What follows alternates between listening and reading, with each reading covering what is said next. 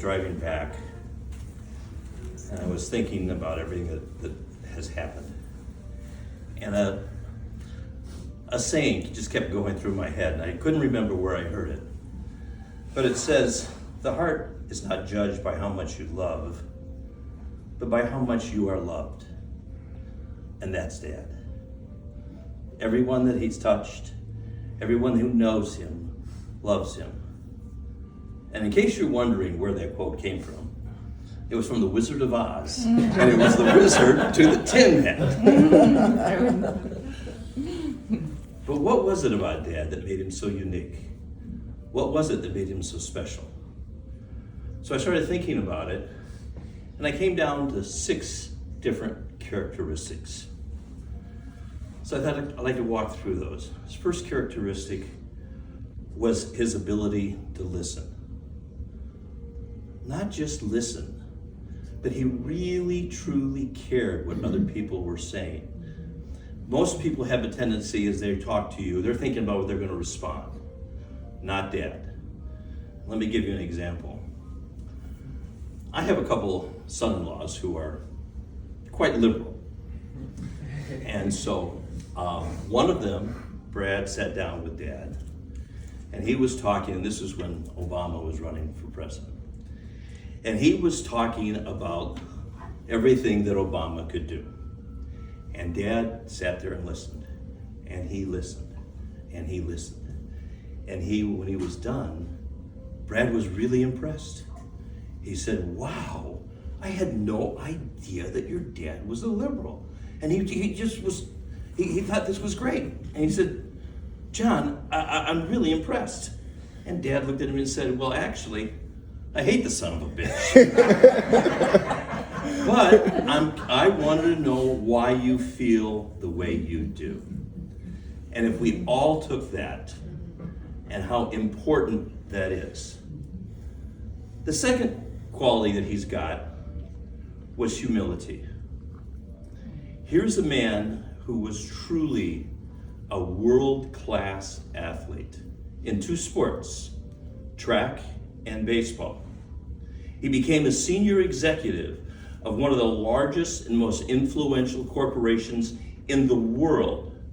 He had overcome enormous obstacles as a child, and he had every right to be arrogant. But he didn't. He remained humbled. In fact, he hated arrogance.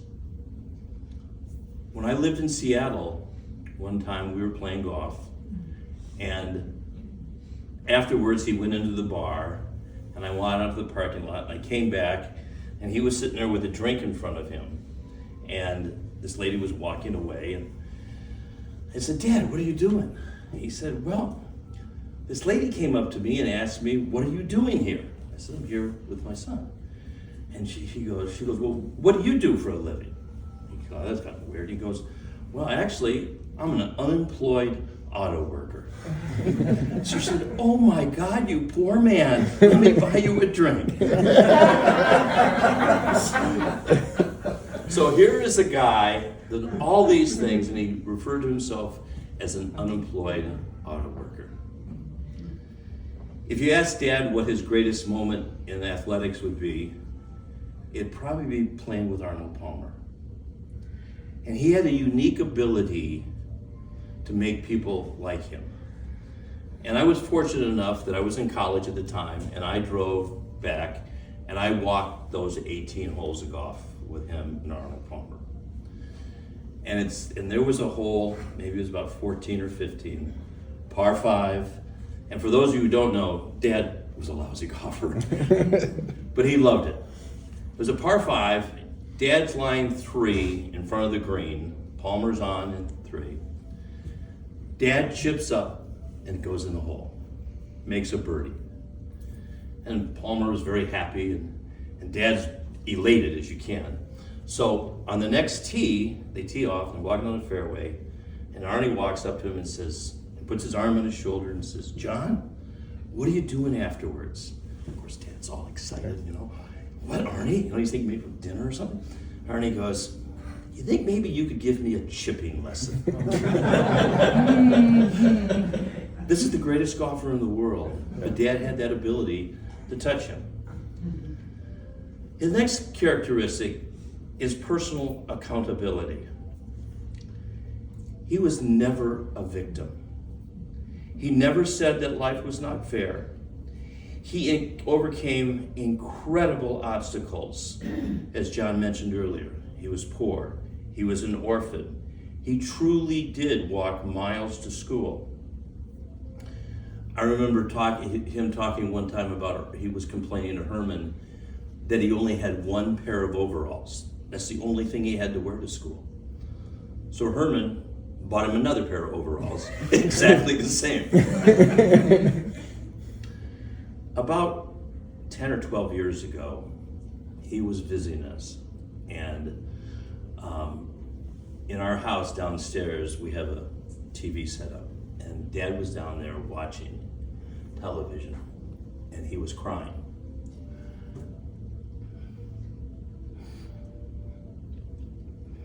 And I had never seen him cry. And it was the movie Cinderella Man. If you remember that movie, where Russell Crowe plays the role of a boxer. And there's a scene during the Depression where the parents are debating giving away their children because they don't have enough money.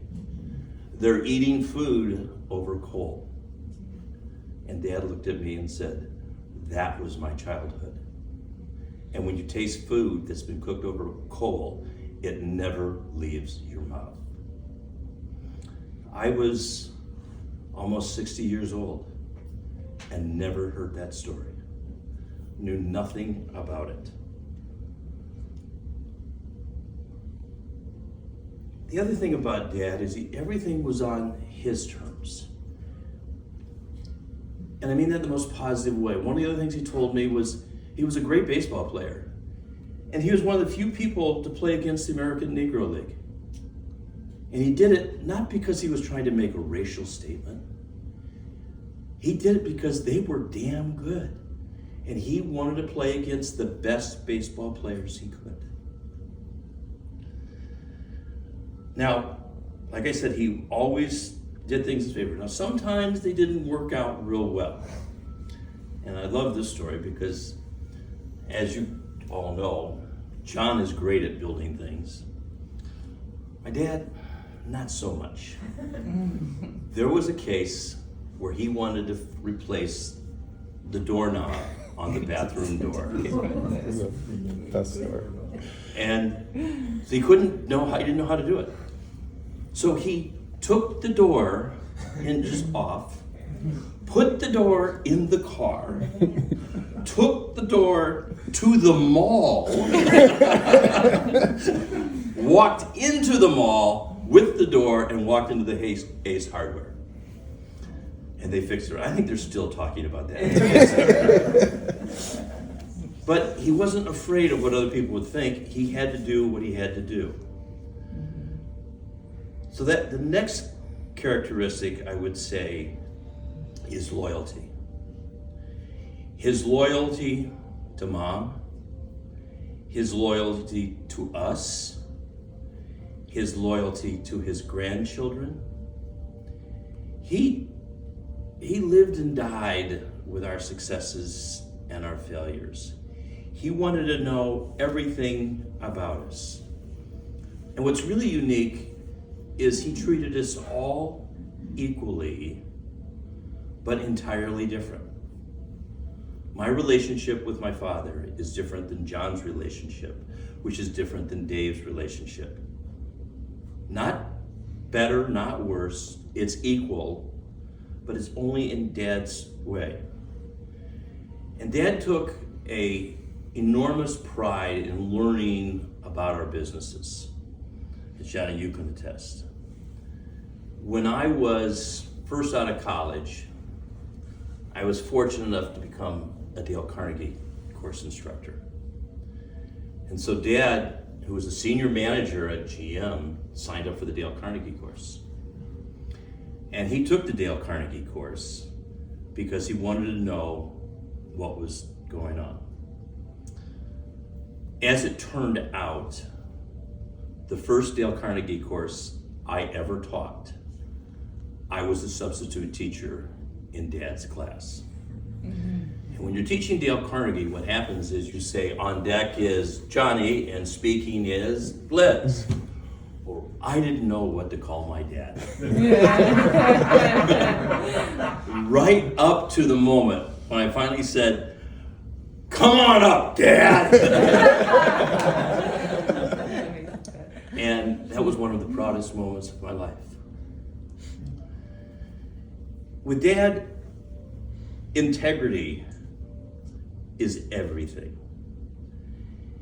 Nothing has been more important to me in business than that lesson alone.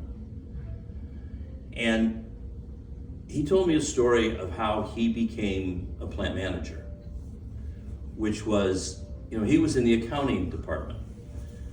And Mike, as you can know, accounting guys don't go into operations. That just doesn't happen. So he asked Dave McNeil why he promoted him to plant manager. And Dad said, because of the way I play golf. Dad said, what?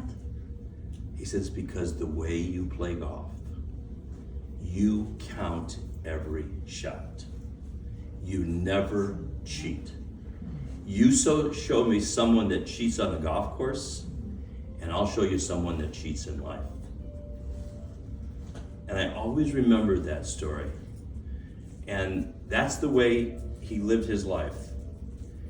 So integrity was the fifth thing. The last thing was enthusiasm. Dad loved life. He lived for our accomplishments, our setbacks. I can remember him being nervous over Johnny's baseball, and he worries about the grandchildren, and that's very special. And when he played golf, he played it with an enthusiasm. And I'm sure John, you and Dave can relate to this. When we played golf at Atlas Valley, we always knew what hole Dad was on, because you could hear him across the golf course every time he missed his putt. Oh! but we loved it.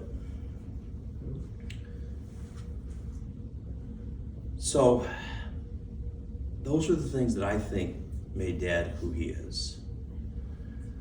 So then came the point, how do you say goodbye?